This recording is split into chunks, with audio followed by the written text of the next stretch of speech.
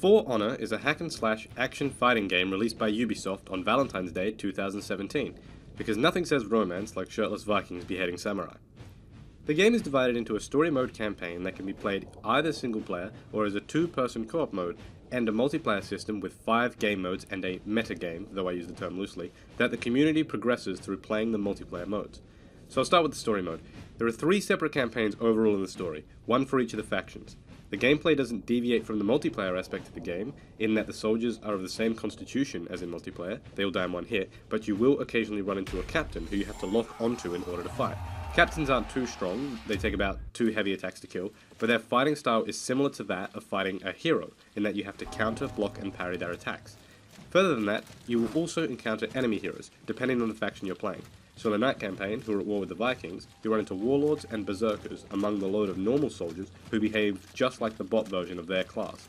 2, there are big bosses at the end of the level or campaign that are even more powerful than the regular hero enemies. As this is an original universe, it is quite interesting to delve into the world and the story and be led along the path your character takes while learning unique things about the world that was created in For Honor. Beyond the short cutscenes and character interactions that move the plot along, there is a unique way that For Honor allows a player to explore some of the lore. They're called observables, and to be honest, they're something that I've never really seen before in a video game, to my memory.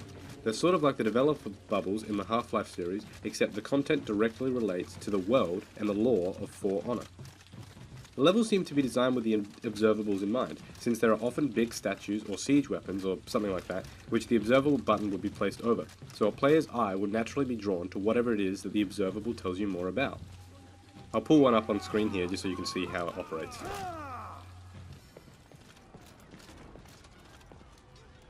The Sanctuary of Harrogate. The last remnants of the Iron Legion had held it, until the year that warden came. After the battle, they were too weak to hold it. We Blackstones had to take over. Pity.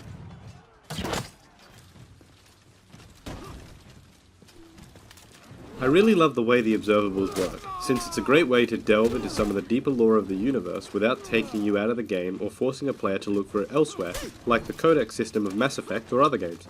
And since it tells you how many observables are in each level, it gives you something to be on the lookout for. Also in the campaign are breakables, which aren't particularly interesting. Just a few clusters of pots scattered around the level that you can then destroy and collect things, like bonus feats for the campaign, or extra steel, or a bonus icon to use on your emblem. While it is kind of satisfying to crack the pots open with the noise they make, it's more an obligation to get all the collectibles in a level that are a reward in its own right. Finally, on the campaign mode, while you do get to choose what the main protagonist looks like before you start the campaign, I do wish I had been allowed to use my warden from multiplayer so I could customize him exactly how I like him. Instead, you get to choose from 6 presets, which is pretty much only 3 since the preset options also have a choice of male or female. The story mode is really quite short though, since the game is clearly designed with the multiplayer in mind. That doesn't detract from the simplistic beauty of it, but it does sadden me a little, as I would have liked to have spent a bit more time in the universe of For Honor. It seems to be designed as a sort of tutorial, guiding players on how to handle themselves when they get around to multiplayer without leading them by the hand. Apart from those few gripes, I love the way the story and lore of the major factions are approached, and the story mode in general. I also like that it can be played cooperatively, which is great fun when you play with a friend and you can laugh and joke along the way. There were a few connection and lag issues when I tried this, but I'll talk more about this when I talk about multiplayer. Before I do that though, I'd like to quickly talk about the metagame I mentioned at the start. This is a war asset system, where your performance in multiplayer modes grant you a number of war assets that you can assign to one of the many areas to either defend it from attack or attack one that belongs to another faction. After a certain amount of time, the assets are tallied and then the ownership changes from one faction to another, if one faction took over a territory that belonged to a different one, or it remains the same if the defenders manage to repel the attacking faction. This is really just an uninteresting feature that doesn't serve much purpose. It has, from what I can tell, no direct effect on gameplay. While it is a slight incentive to work harder during your games and perform your best, I have a feeling a lot of people are going to do that anyway. Add on to the fact that it's quite simply a click this, click that Facebook game-esque feature, and its addition doesn't make much sense to a fast-paced action game like For Honor. This feature might be more useful and engaging if there was some kind of mobile app associated with it, but it's unlikely that it would work well anyway, so it's probably a moot point. Still, I don't like this feature at all, and I don't like the trend that a lot of video games seem to be developing at this point, putting features like this inside games. That's a rant for another day. The contract order system, on the other hand, is great. It reminds me of COD Black Ops, the way that you get to decide what game mode you'll play based on the contracts you have, and that you get bonus rewards such as steel or XP for a character. I've always loved things like this. It's something simple to manage and focus on, but it feels like it adds something to the game when you have something that you're able to focus on as you play. Now onto customization. The customization system doesn't have extreme levels of depth to it, but it is a good addition to the game. I really enjoy customization, especially in multiplayer games when I can show off my character to other people. It's broken up into a few different types of customization. The loadout, which alters both the appearance of the character's armor, as well as some stat upgrades, and the appearance section, which simply lets you change the color, gender, logos, and other cosmetic differences like that. It is also possible to modify the executions that play when your character lands a heavy strike and then executes the enemy. In this section, you can also change the feats, which are small bonus abilities that can either be passive or activated when you need them, which does add a small level of depth to the gameplay. It's not much, but there can be a little bit of strategy involved in the picking of feats. And now, finally, multiplayer. There are 5 game modes in the multiplayer segment of the game, 3 of which are essentially the same. Duel, Brawl, and Elimination are all a very simple hero versus hero experience, the only difference between them being the number of players. Duel is 1v1, Brawl is 2v2, and Elimination is 4v4. It's a best of 5 round system that's easy to understand. The teams are just pitted against one another, and once all members of one team are dead, the winning team takes the round and the next one begins. First team to win 3 rounds wins the match. It's a pretty standard game mode for an action fighting game like For Honor is, and there's nothing really wrong with it, except elimination can be very, very frustrating, particularly if your team won't try and revive anyone who can be revived, or if the enemy team has level 3 bots, which are virtually unkillable. Duel and Brawl are both great additions though, and it does make you feel like a great sword fighter when you best your opponent in 1-on-1 or even 1-on-2 combat. Duels like this are sort of the crux of the game, so having an option that pits you against very few enemies is definitely welcome. Skirmish is the 4th game mode and is a traditional deathmatch. 2 teams of 4 run around a map trying to kill each other as much as possible until one team wins. This is done by a point system that, once one team gets to 1,000 points, causes the enemy team to break or falter. Once a team breaks, all respawns are disabled and only non-executed allies can be revived.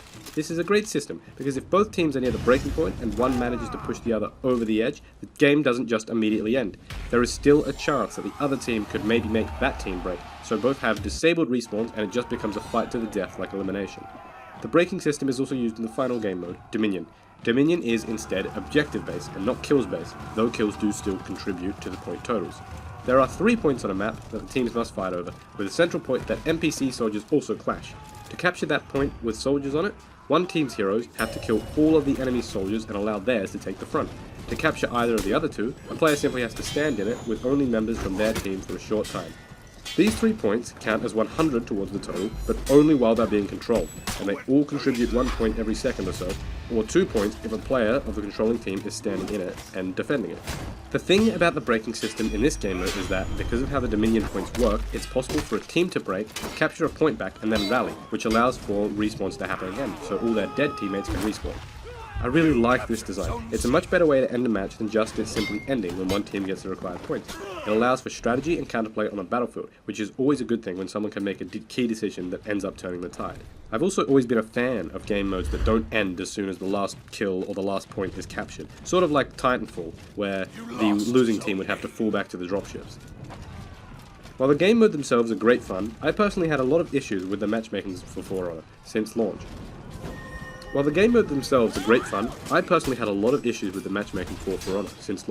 I played a great deal during the beta, so I know that when the game does work well, it can be great, but my experience with the live version has not been good. I first thought it was my NAT type, but when I changed the connection settings and had it set to open, it was the exact same thing. It has changed a little bit in the last few days. I have been able to connect more often, but I have really had a shit time trying to have the matchmaking work. I'm not sure what exactly the cause is, but I have a feeling it might be the Ubisoft servers, since it's clearly not a NAT issue with me. Despite the fact I've had difficulties with playing the game online, it's a great game overall. The release of For Honor as an original IP was pretty bold on Ubisoft's part, but it's good to see that they took some pretty good care with it, and it seems to have paid off. The combat, though it can be a little bit tedious in the campaign, works really well in multiplayer, I feel. Fighting against bots who don't react like humans do is frustrating, because the bots sort of react to the keyboard inputs as opposed to what they see on the screen, like a human would. But when you do fight a human who can fall for feints or miss the parries, it's much more satisfying to land a successful combo and best your opponent. Overall, the gameplay works great for both the hack and slash and the multiplayer dueling components. The system they created specifically for swordplay is very fluid, with a level of nuance that ensures the practice would be able to master it, just like any great fighting game. The game is very fun, well polished, great sound design, and a great addition to any multiplayer or fighting game player's collection.